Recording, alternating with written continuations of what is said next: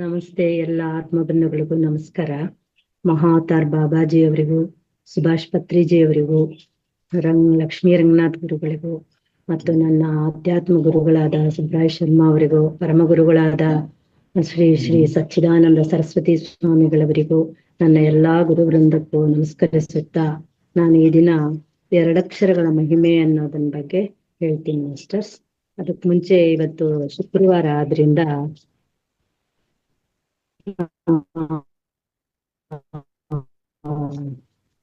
ಒಂದು 7 ಶ್ಲೋಕದಲ್ಲಿ ಮಾಡಿದ್ದಾರೆ. ಅದನ್ನ ಶೃಂಗೇರಿ ಸ್ವಾಮಿಗಳವರು ಕಳಿಸಿದ್ದಾರೆ.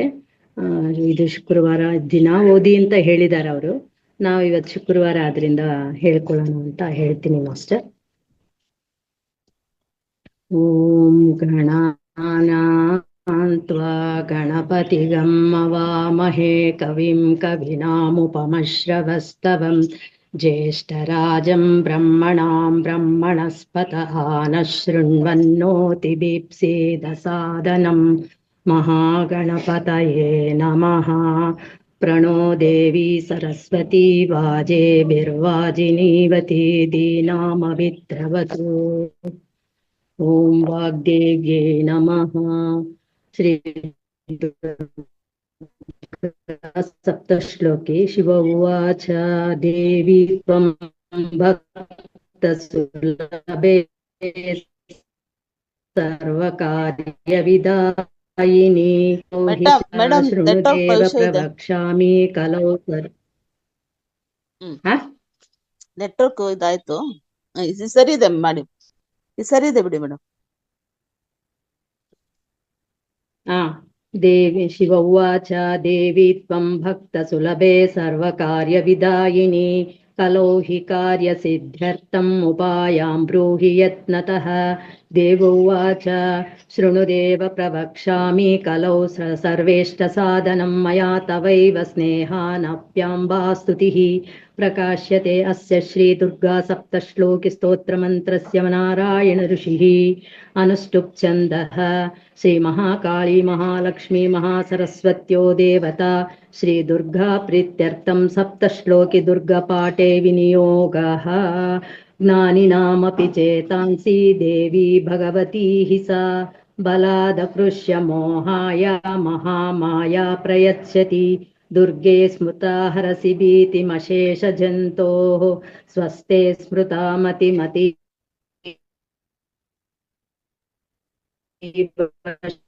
ಶುಭಾಂ ದದಾಸಿ ಕರಣಾಯ ಸದಾದ್ರಚಿತ್ತ. ಸರ್ವಮಂಗಳ ಮಾಂಗಲ್ಯೆ ಶಿವೆ ಸರ್ವಾರ್ಥ ಸಾಧಿಕೆ ಶರಣ್ಯೆ ತ್ರ್ಯಂಬಕೆ ಗೌರಿ ನಾರಾಯಣಿ ನಮೋಸ್ತುತೆ. ಶರಣಾಗತ ದೀನಾರ್ಥ ಪರಿತ್ರಾಣ ಪರಾಯಣೆ ಸರ್ವಸ್ಯಾರ್ತಿ ಹರೆ ದೇವಿ ನಾರಾಯಣಿ ನಮೋಸ್ತುತೆ. ಸರ್ವಸ್ವರೂಪೆ ಸರ್ವೇಶೇ ಸರ್ವಶಕ್ತಿ ಸಮನ್ವಿತೆ ಭಯೇಭ್ಯಸ್ತ್ರಾಹಿ ನೋ ದೇವಿ ದುರ್ಗೆ ದೇವಿ ನಮೋಸ್ತುತೆ. ರೋಗಾನಶೇಷಾನಪಹಂಸಿ ತುಷ್ಟಾರುಷ್ಟಾತು ಕಾಮಾನ್ ಸಕಲಾನಭೀಷ್ಟಾನ್ ತ್ವಮಾಶ್ರಿತಾನಾಂ ನ ವಿಪನ್ನರಾಣಾಂ ತ್ವಮಾಶ್ರಿತಾಯ ಶ್ರೇಯತಾಂ ಪ್ರಯಾಂತಿ. ಸರ್ವಬಾಧ ಪ್ರಶಮನಂ ತ್ರೈಲೋಕ್ಯಾಸ್ಯ ಅಖಿಲೇಶ್ವರಿ ಏವಮೇವ ತ್ವಯಾ ಕಾರ್ಯಂ ಅಸ್ಮದ್ವೈರಿ ವಿನಾಶನಂ.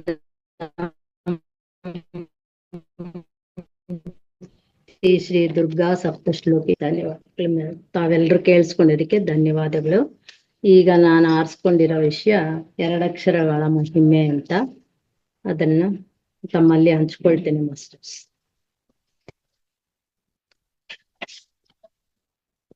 ಬ್ರಹ್ಮ, ಇದು ಎರಡಕ್ಷರಗಳು. ಇದರ ಮಹಿಮೆ ಏನು ಅಂತ ನೋಡೋಣ. ಬ್ರಹ್ಮ ಶಬ್ದವು ತುಂಬಾ ಪ್ರಧಾನವಾಗಿರುತ್ತದೆ. ಬ್ರಹ್ಮ ವಿದ್ಯೆಯನ್ನು ಉಪದೇಶಿಸುವ ಪವಿತ್ರ ಗ್ರಂಥಗಳೇ ವೇದಾಂತಗಳು.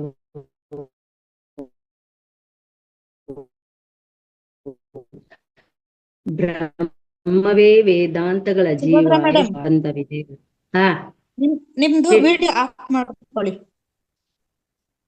ಹೌದಾ ಮೇಡಮ್?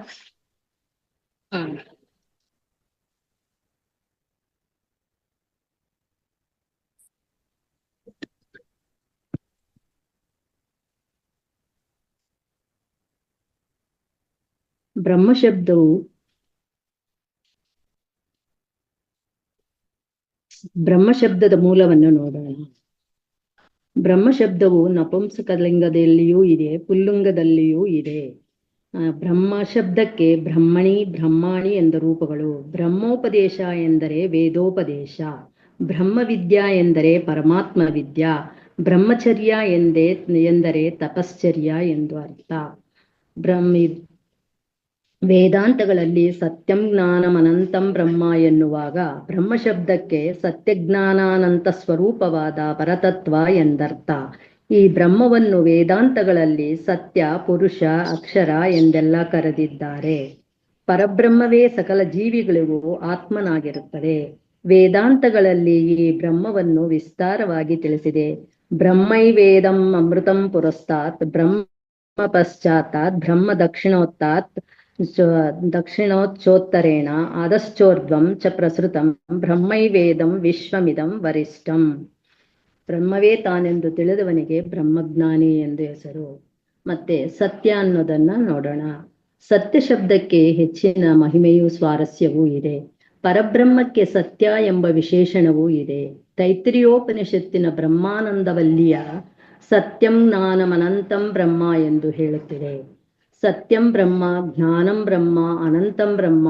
ಸತ್ಯವೇ ಬ್ರಹ್ಮ, ಜ್ಞಾನವೇ ಬ್ರಹ್ಮ, ಅನಂತವೇ ಬ್ರಹ್ಮ. ಪರಬ್ರಹ್ಮವು ಕೂಟಸ್ಥವೂ ಅವಿಕಾರಿಯೂ ಆಗಿರುತ್ತದೆ. ಆದ್ದರಿಂದ ಪರಬ್ರಹ್ಮಕ್ಕೆ ಸತ್ಯ ಎಂದು ಹೆಸರು.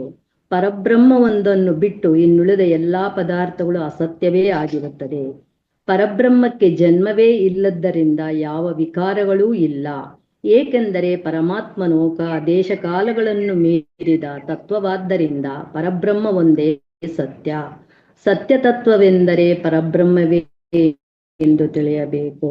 ಅವಯವಗಳಾಗಲಿ ಉಪಾಧಿಗಳಾಗಲಿ ಇಲ್ಲದ್ದರಿಂದ ಬ್ರಹ್ಮಕ್ಕೆ ಯಾವ ವಿಕಾರಗಳೂ ಇಲ್ಲ. ಇಂಥ ಬ್ರಹ್ಮವನ್ನೇ ಸತ್ಯ ಎಂದು ತಿಳಿಯಬೇಕು. ಇಂಥ ಸತ್ಯ ಸ್ವರೂಪವಾದ ಬ್ರಹ್ಮವೇ ಸಕಲ ಜೀವಿಗಳಿಗೂ ಪರಮಾರ್ಥಾತ್ಮ ಎಂದು ಇದೇ ವೇದಾಂತಗಳು ಹೇಳುತ್ತಿವೆ. ಎಲ್ಲಾ ಜೀವಿಗಳು ಕೂಟಸ್ಥವಾದ ಬ್ರಹ್ಮಸ್ವರೂಪರೇ ಆಗಿರುತ್ತಾರೆ. ಎಲ್ಲಾ ಜೀವರುಗಳು ಅಸಂಸಾರಿ ಬ್ರಹ್ಮವೇ ಆಗಿರುತ್ತಾರೆ. ಹೀಗೆಂದು ತಿಳಿಯುವುದಕ್ಕೆ ಆತ್ಮಜ್ಞಾನ, ಬ್ರಹ್ಮಜ್ಞಾನ ಎಂದು ಹೆಸರು. ಆತ್ಮಜ್ಞಾನದಿಂದ ಅಜ್ಞಾನ ನಿವೃತ್ತಿ, ಅಜ್ಞಾನ ನಿವೃತ್ತಿಯೇ ಮೋಕ್ಷ. ಸತ್ಯ ಶಬ್ದಕ್ಕೆ ಅನೃತಂ ಎಂಬ ಮತ್ತೊಂದು ಅರ್ಥವೂ ಇದೆ. ಇದೊಂದು ಮುಮೋಕ್ಷಗಳಿಗೆ ಮುಖ್ಯವಾದ ಸಾಧನ. ಸತ್ಯವಚನದಿಂದ ಚಿತ್ತಶುದ್ಧಿಯಾಗುತ್ತದೆ. ಚಿತ್ತಶುದ್ಧಿ ಇಲ್ಲದವರಿಗೆ ಆತ್ಮಜ್ಞಾನವಾಗಲಿ ಮೋಕ್ಷವಾಗಲಿ ಲಭ್ಯವಾಗುವುದಿಲ್ಲ. ಮತ್ತೆ ಸಾಕ್ಷಿ ಅನ್ನೋ ಶಬ್ದದ ಅರ್ಥ ನೋಡೋಣ ಮಾಸ್ಟರ್ಸ್. ಆತ್ಮನನ್ನು ಸಾಕ್ಷಿ ಎಂದು ಕರೆಯುತ್ತಾರೆ. ಆತ್ಮನನ್ನು ಚಿನ್ಮಾತ್ರ ಸ್ವರೂಪನೆಂದು, ಸೂರ್ಯನಂತೆ ಸಾಕ್ಷಿ ಎಂದು ವರ್ಣಿಸುತ್ತಾರೆ. ಸಾಕ್ಷಿ ಎಂದರೆ ಸಾಕ್ಷಾತ್ ದ್ರಷ್ಟ, ನೇರವಾಗಿ ನೋಡುವವನು ಎಂದರ್ಥ. ಇಂದ್ರಿಯಗಳ ಸಹಾಯವಿಲ್ಲದೆ ಸ್ವತಃ ವಿಕಾರಿಯೂ ಆಗದೆ ಕೂಟಸ್ಥನಾಗಿದ್ದುಕೊಂಡೇ ಎಲ್ಲವನ್ನು ಬೆಳಗುತ್ತಿರುವ ಆತ್ಮನೇ ಸಾಕ್ಷಿ ಎಂದು ಆತ್ಮನಿಗೆ ಸಾಕ್ಷಿ ಎಂದು ಹೆಸರು. ವೇದಾಂತಗಳಲ್ಲಿ ಆತ್ಮನನ್ನು ಮತ್ತು ಬ್ರಹ್ಮವನ್ನು ಸಾಕ್ಷಿ ಎಂದು ಕರೆದಿದೆ. ಏಕೋ ದೇವ ಸರ್ವಭೂತೇಷು ಗೂಢಃ ಸರ್ವವ್ಯಾಪಿ ಸರ್ವಭೂತಾಂತರಾತ್ಮ ಕರ್ಮಾಧ್ಯಕ್ಷಃ ಸರ್ವಭೂತಾದಿವಾಸಃ ಸಾಕ್ಷಿ ಚೇತ ಕೇವಲೋ ನಿರ್ಗುಣಸ್ಯ. ಆತ್ಮನು ಜಾಗ್ರತ್, ಸ್ವಪ್ನ, ಸುಷುಪ್ತಿಗಳೆಂಬ ಅವಸ್ಥಾತ್ರಯಗಳನ್ನು ಬೆಳಗುತ್ತಿದ್ದಾನೆ. ಆತ್ಮನನ್ನು ಸಾಕ್ಷಿ ಚೇತ ಎಂದು ಕರೆದಿದ್ದಾರೆ. ಆದರೆ ತಾನು ಮಾತ್ರ ಯಾವ ಅವಸ್ಥೆಗೂ ಬದ್ಧನಾಗಿರುವುದಿಲ್ಲ. ಇದನ್ನೇ ಕಾಟಕೋಪನಿಷತ್ತಲ್ಲಿ ಹೀಗೆ ಹೇಳುತ್ತಾರೆ. ಸ್ವಪ್ನಾಂತಂ ಜಾಗರಿತಾಂತಂ ತ ಉಭೌ ಏನಾನು ಪಶ್ಯತಿ ಮಹಾಂತಂ ವಿಭುಮಾತ್ಮಾನಂ ಮತ್ವಾಧೀರೋ ನ ಶೋಚತಿ. ಈ ಸಾಕ್ಷಿ ಸ್ವರೂಪನಾದ ಆತ್ಮನೇ ಮಹಾಂತನೂ ವಿಭುವೂ ಆಗಿರುತ್ತಾನೆ. ಆತ್ಮನು ಸಕಲ ಪ್ರಾಣಿಗಳೊಳಗೆ ಇದ್ದರೂ ಆತ್ಮನಿಗೆ ಆಯಾ ಪ್ರಾಣಿಗಳ ಸುಖ ದುಃಖಗಳ ಅಂಟು ಇರುವುದಿಲ್ಲ. ದೇಹಾದಿಗಳಲ್ಲಿಯೇ ಇದ್ದರೂ ಆತ್ಮನಿಗೆ ಜನ್ಮ ಮರಣಗಳಿಲ್ಲ. ಏಕೆಂದರೆ ಆತ್ಮನು ಸಾಕ್ಷಿಯಾಗಿರುವುದರಿಂದ. ಜಗತ್ತಿಗೆ ಕಣ್ಣಾಗಿರುವ ಸೂರ್ಯನಂತೆ ಆತ್ಮನು ಸಕಲ ಪ್ರಾಣಿಗಳಿಗೂ ಸಾಕ್ಷಿಯಾಗಿದ್ದರೂ ಆತ್ಮನಿಗೆ ಯಾವ ಗುಣದೋಷಗಳೂ ಇಲ್ಲ. ಇನ್ನು ಧರ್ಮ ಶಬ್ದದ ನೋಡೋಣ. ಧರ್ಮ ಇದೊಂದು ಅದ್ಭುತ ಶಬ್ದ. ಸಕಲ ವೇದ ಶಾಸ್ತ್ರ ಇತಿಹಾಸ ಪುರಾಣಗಳ ಸಾರವೇ ಧರ್ಮ. ಧೃಣ್ ಧಾರಣೆ ಎಂಬ ಧಾತುವಿನಿಂದ ಈ ಧರ್ಮ ಶಬ್ದವು ಉತ್ಪನ್ನವಾಗಿದೆ. ಸರ್ವಾಂ ಪ್ರಾಣಿನಃ ಧರತಿ ಇತಿ ಧರ್ಮಃ, ಸರ್ವಂ ವಿಶ್ವಂ ಧರತಿ ಇತಿ ಧರ್ಮಃ. ಸಕಲ ಪ್ರಾಣಿಗಳನ್ನು ಇಡೀ ವಿಶ್ವವನ್ನು ಧರಿಸಿರುವುದರಿಂದ ಇದಕ್ಕೆ ಧರ್ಮ ಎಂದು ಹೆಸರು. ಧಾರಣಾತ್ ಧರ್ಮ ಇತ್ಯಾಹು, ಧರ್ಮೋ ಧಾರಯತೆ ಪ್ರಜಾಃ, ತಸ್ಮಾತ್ ಧರ್ಮಂ ಪ್ರಶಂಸಂತಿ, ಧರ್ಮೋ ರಕ್ಷತಿ ರಕ್ಷತಃ. ಆದ್ದರಿಂದಲೇ ಧರ್ಮವನ್ನು ಋಷಿಮುನಿಗಳು ತಪಸ್ವಿಗಳು ಸ್ತುತಿಸಿದ್ದಾರೆ. ವಿಶ್ವವನ್ನು ಧರಿಸಿರುವುದರಿಂದ ಇದಕ್ಕೆ ಧರ್ಮ ಎಂದು ಹೆಸರು. ನಾವು ಧರ್ಮವನ್ನು ರಕ್ಷಿಸಿದರೆ ಆ ಧರ್ಮವು ನಮ್ಮನ್ನು ರಕ್ಷಿಸುತ್ತದೆ. ಧರ್ಮದಿಂದಲೇ ಜಗತ್ತು ನಡೆಯುತ್ತದೆ. ಧರ್ಮದ ಮಹಿಮೆಯನ್ನು ತಿಳಿಸುವುದಕ್ಕಾಗಿಯೇ ಅಥಾತೋ ಧರ್ಮ ಜಿಜ್ಞಾಸ ಎಂಬ ಚೋದನ ಶಾಸ್ತ್ರಗಳಲ್ಲಿ ಯಾವುದನ್ನು ಮಾಡು ಎಂದು ಹೇಳಿದೆಯೋ ಅದೇ ಧರ್ಮ ಎಂದು ತಿಳಿಯಬೇಕು. ಧರ್ಮದಿಂದಲೇ ಜಗತ್ತಿಗೆ ಶಾಂತಿ, ನೆಮ್ಮದಿ, ಆರೋಗ್ಯ, ಸುಖಾದಿ ಸಕಲ ಸಂಪತ್ತುಗಳು ಉಂಟಾಗುತ್ತವೆ. ಸಕಲ ಅಭ್ಯುದಯಗಳು ಧರ್ಮದಿಂದಲೇ.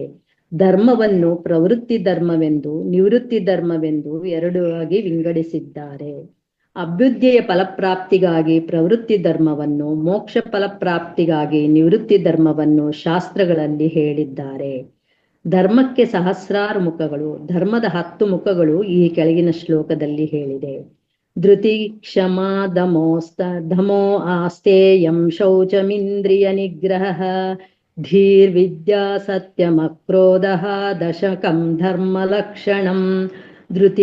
ಧೃತಿ ಕ್ಷಮ ಧಮ ಆಸ್ತೇಯ ಶೌಚ ಇಂದ್ರಿಯ ನಿಗ್ರಹ ದೀಹಿ ಅವಿದ್ಯಾ ಸತ್ಯ ಅಕ್ರೋಧಗಳು ಧರ್ಮದ 10 ಮುಖಗಳು.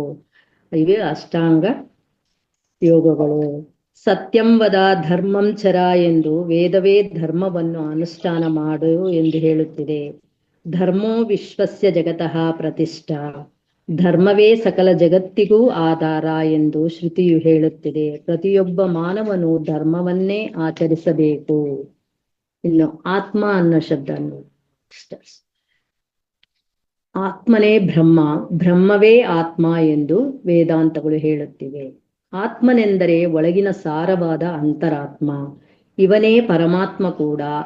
ಅಂತರಾತ್ಮ, ಪ್ರತ್ಯಗಾತ್ಮ, ಸರ್ವಾತ್ಮ ಎಲ್ಲವೂ ಪರ್ಯಾಯ ಪದಗಳೇ. ತತ್ವಮಸಿ ಎಂಬ ಮಹಾವಾಕ್ಯದ ತಾತ್ಪರ್ಯವಿದು.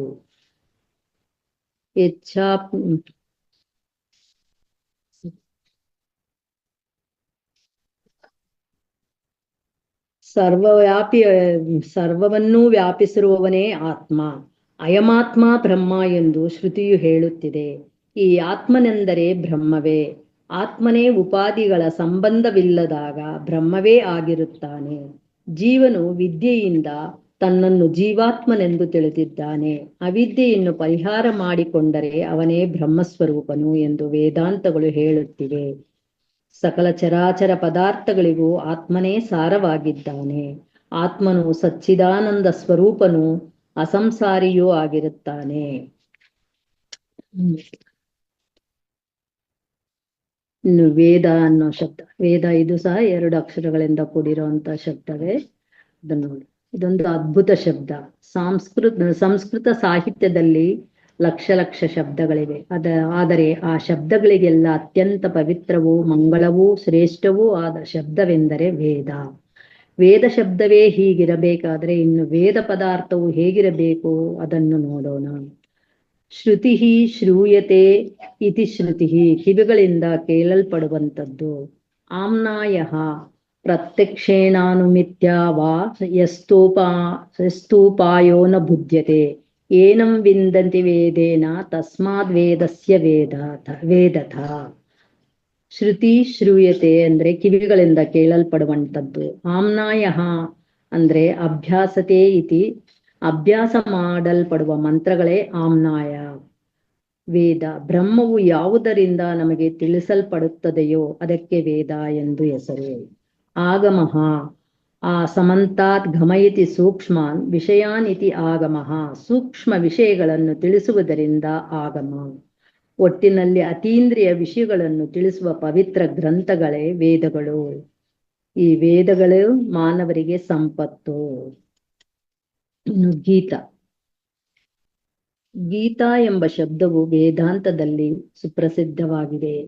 ಗೀತಾ ಎಂದ ಕೂಡಲೇ ನಮ್ಮೆಲ್ಲರ ಮನಸ್ಸಿನಲ್ಲಿ ಮಿಂಚುವ ಗ್ರಂಥವೆಂದರೆ ಶ್ರೀಮದ್ ಭಗವದ್ಗೀತೆಯೇ. ಶ್ರೀ ಭಗವದ್ಗೀತಾ ಎಂದ ಭಗವದ್ಗೀತೆಯನ್ನು ಶ್ರೀ ಕೃಷ್ಣವನು ಅರ್ಜುನನನ್ನು ನಿಮಿತ್ತ ಮಾಡಿಕೊಂಡು ವಾಸುದೇವ ಭಗವಂತ ರಣರಂಗದಲ್ಲಿ ಆತ್ಮಜ್ಞಾನವನ್ನು ಉಪದೇಶಿಸಿರುವ ಪರಮ ಪವಿತ್ರ ಶ್ರೇಷ್ಠವಾದ ಗ್ರಂಥವೇ ಗೀತಾ. ಗೀತೆಯಲ್ಲಿ LKG ಇಂದ ಹಿಡಿದು PhD ವರೆಗೂ ಸಕಲ ವೇದಾಂತ ಸಂದೇಶಗಳನ್ನು ಗೀತಾಚಾರ್ಯನು ಉಪದೇಶಿಸಿದ್ದಾನೆ. 700 ಶ್ಲೋಕಗಳಿಂದ 18 ಅಧ್ಯಾಯಗಳಿಂದ ಕೂಡಿರುವ ಗೀತೆಯು ಮುಮುಕ್ಷತ್ವ ಜಿಜ್ಞಾಸುಗಳಿಗೆ ಕಾಮಧೇನು, ಕಲ್ಪವೃಕ್ಷ, ಚಿಂತಾಮಣಿ. ಶ್ಲೋಕೈಕೋ ಧೃತರಾಷ್ಟ್ರಸ್ಯ ನವದುರ್ಯೋಧನಸ್ಯ ಚ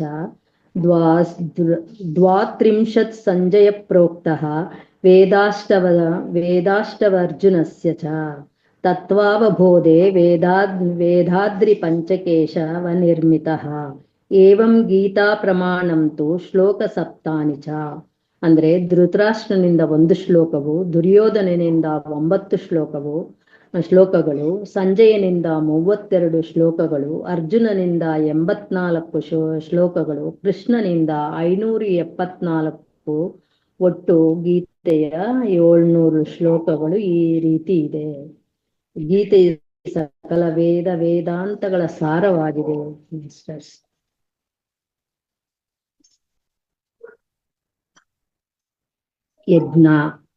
ಯಜ್ಞ ಶಬ್ದದ ಮಹಿಮೆ ನೋಡೋಣ. ಇದೊಂದು ಅತ್ಯಂತ ಮಂಗಳಕರವಾದ ಪವಿತ್ರ ಶಬ್ದ. ಯಜ್ಞ ಎಂದ ಕೂಡಲೇ ನಮಗೆ ನೆನಪಾಗುವ ಪವಿತ್ರ ವಸ್ತು ವೇದ. ವೇದಗಳ ಸಾರವೇ ಯಜ್ಞ, ಯಜ್ಞಗಳ ಸಾರವೇ ವೇದ. ಹೀಗಾಗಿ ಯಜ್ಞ ವೇದಗಳಿಗೆ ಹತ್ತಿರದ ನಂಟು ಇದೆ. ವೇದಗಳಲ್ಲಿ ಹೇಳಿರುವುದೆಲ್ಲ ಯಜ್ಞ, ದಾನ, ತಪಸ್ಸುಗಳು. ಈ 3 ವೇದ ಪ್ರತಿಪಾದಿತ ಸಾಧನಗಳು. ಯಜ್ಞದಿಂದ ಅಭ್ಯುದಯ ಪ್ರಾಪ್ತಿ. ಯಜ್ಞಯಾಗಾದಿಗಳಿಂದ ದೇವತೆಗಳನ್ನು ಸಂತೋಷಗೊಳಿಸಬೇಕು. ಯಜ್ಞದಿಂದ ಸಕಲ ಮಾನವರಿಗೂ ಆಯುಷ್ಯ, ಆರೋಗ್ಯ, ಐಶ್ವರ್ಯ, ಸಸ್ಯ ಸಂಪತ್ತು, ಪುತ್ರ ಪೌತ್ರಾದಿ ಸಂಪತ್ತುಗಳು ಲಭಿಸುತ್ತದೆ. ಯಜ್ಞದಿಂದ ಸ್ವರ್ಗಲೋಕ ಪ್ರಾಪ್ತಿಯೂ ಆಗುತ್ತದೆ. ಎಲ್ಲಾ ವೇದೋಕ್ತ ಕರ್ಮಗಳನ್ನು ಯಜ್ಞ ಎಂದು ಕರೆಯುತ್ತಾರೆ. ದೇವಯಜ್ಞ, ಪಿತೃಯಜ್ಞ, ಋಷಿಯಜ್ಞ, ಬ್ರಹ್ಮಯಜ್ಞ, ಭೂತಯಜ್ಞ ಎಂದು 5 ಮಹಾಯಜ್ಞಗಳು ಪ್ರಸಿದ್ಧವಾಗಿರುತ್ತದೆ. ವೇದಾಂತದಲ್ಲಿಯೂ ಈ ಯಜ್ಞ ಶಬ್ದವು ಸುಪ್ರಸಿದ್ಧವಾಗಿದೆ. ಎಲ್ಲ ಯಜ್ಞಗಳಿಗಿಂತ ಅತ್ಯಂತ ಶ್ರೇಷ್ಠವಾದ ಯಜ್ಞವೆಂದರೆ ಜ್ಞಾನಯಜ್ಞ. ಶ್ರೇಯಾನ್ ದ್ರವ್ಯಮಯಾದ್ಯಜ್ಞಾತ್ ಜ್ಞಾನಯಜ್ಞ ಪರಂತಪ ಸರ್ವಂ ಕರ್ಮಾಖಿಲಂ ಪಾರ್ಥ ಜ್ಞಾನೇ ಪರಿಸಮಾಪ್ಯತೆ ಎಂದು ವಾಸುದೇವ ಕೃಷ್ಣನು 4ನೇ ಅಧ್ಯಾಯದ 33ನೇ ಶ್ಲೋಕದಲ್ಲಿ ತಿಳಿಸಿದ್ದಾನೆ. ಆತ್ಮನನ್ನು ತಾನೆಂದು ತಿಳಿಯುವುದೇ ಜ್ಞಾನಯಜ್ಞ. ಅಸಂಸಾರಿಯಾದ ಬ್ರಹ್ಮವೇ ತಾನೆಂದು ತಿಳಿಯುವುದೇ ಜ್ಞಾನಯಜ್ಞ. ಜ್ಞಾನಯಜ್ಞದಿಂದ ಪುಣ್ಯ ಪಾಪಗಳು ಭಸ್ಮವಾಗಿ ಬಿಡುತ್ತವೆ. ಆತ್ಮಜ್ಞಾನ ಯಜ್ಞದಿಂದ ಸಕಲ ಪಾಪಗಳೂ ನಾಶವಾಗುತ್ತದೆ. ಆತ್ಮಜ್ಞಾನ ಯಜ್ಞದಿಂದ ಅಮೃತತ್ವ ಪ್ರಾಪ್ತಿಯಾಗುತ್ತದೆ. ಬ್ರಹ್ಮಜ್ಞಾನವೇ ನಿಜವಾದ ಯಜ್ಞ. ಬ್ರಹ್ಮಜ್ಞಾನವೇ ಸಕಲ ಸಾಧನಗಳ ಕಡೆಯ ಹಂತ. ನಹಿ ಜ್ಞಾನೇನ ಸದೃಶಂ ಪವಿತ್ರಮಿಹ ವಿದ್ಯತೆ ಎಂದು ಗೀತಾಚಾರ್ಯನು ಜ್ಞಾನಯಜ್ಞವನ್ನು ಹೊಗಳಿದ್ದಾನೆ. ಅಂತೂ ಬ್ರಹ್ಮಜ್ಞಾನವನ್ನೇ ಹೊಂದಬೇಕು. ಬ್ರಹ್ಮಜ್ಞಾನದಿಂದಲೇ ಮಾನವನು ಕೃತಕೃತ್ಯನಾಗುತ್ತಾನೆ.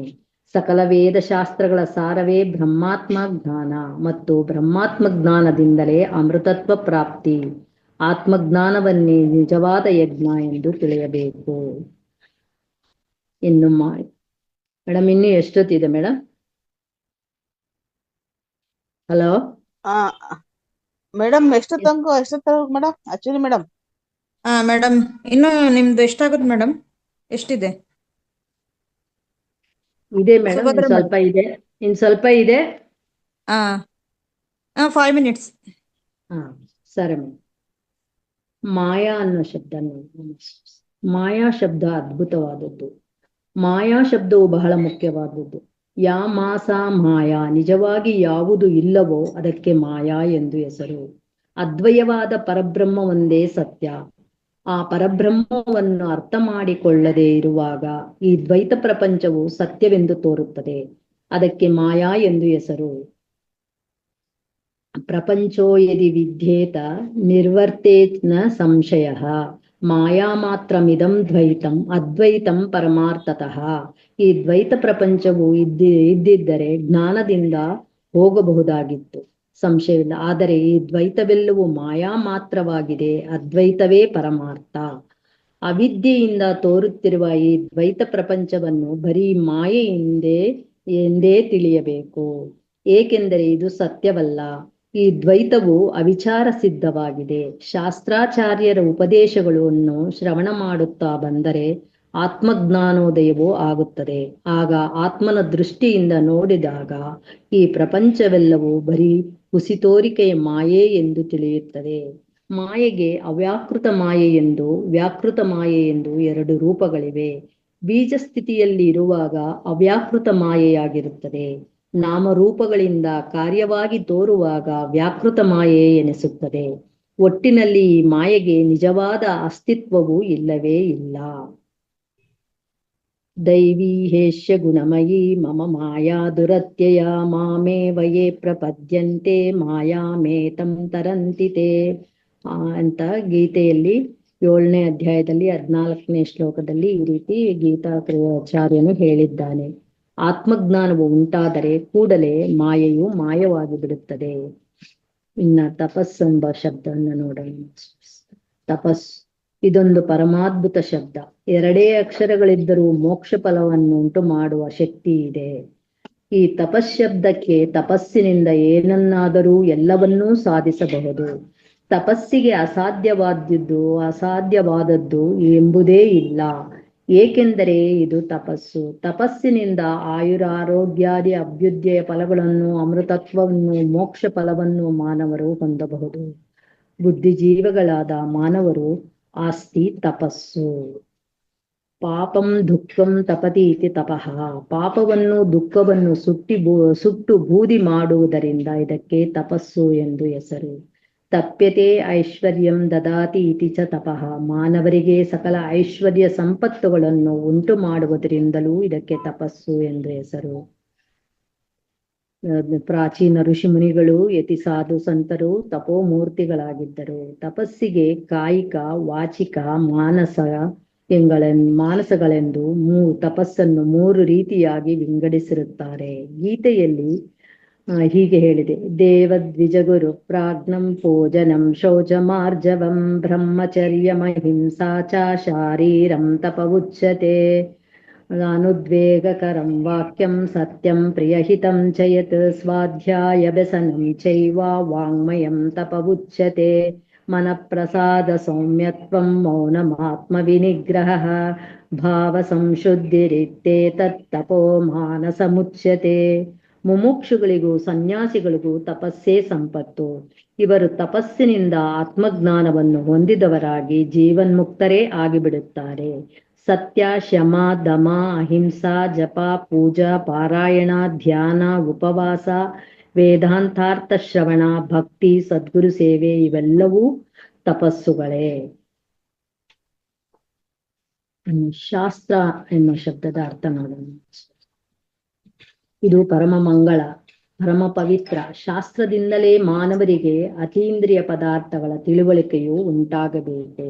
ಇನ್ನು ಲೋಕಾಂತರದ ಜನ್ಮಾಂತರದ ವಿಷಯಗಳನ್ನು ನಾವು ಶಾಸ್ತ್ರದಿಂದಲೇ ತಿಳಿಯಬೇಕು.